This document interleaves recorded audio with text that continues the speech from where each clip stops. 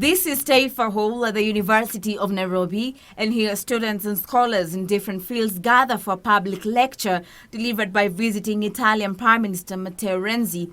Renzi, in his lecture titled Building Bridges to Combat Extremism, had a special message targeting militia groups that the international community will never bow down to terror activities, though he was also quick to call for the formulation of better strategies to counter terrorism. Renzi, who is the first sitting Italian Prime Minister to ever set foot in the country, singled out the rich cultural diversity found in various countries that he said ought to serve as key unifying factor in the fight against terrorism.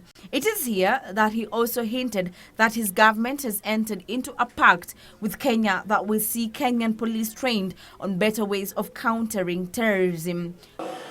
Signed an agreement with the Kenyan police to improve the counter-terrorism skills between Kenyan police and the Italian Arma dei Carabinieri.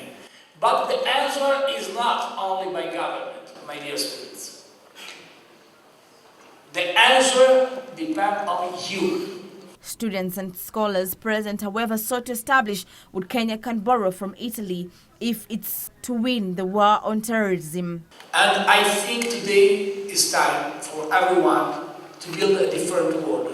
But to build a different world, the only way is maintain in our hearts the past and build the future. And so, be brave and think big. Don't left this life in the hands of the people who believe in the terror. Invest in the future, invest in education, invest in university.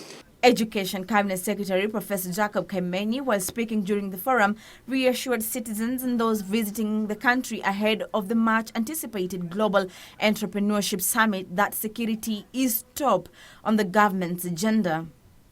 The summit, to be attended by U.S. President Barack Obama, will be held between 24th and 26th of this month. Reporting for Channel 1 NewsHour, I'm Linus Moshigadi.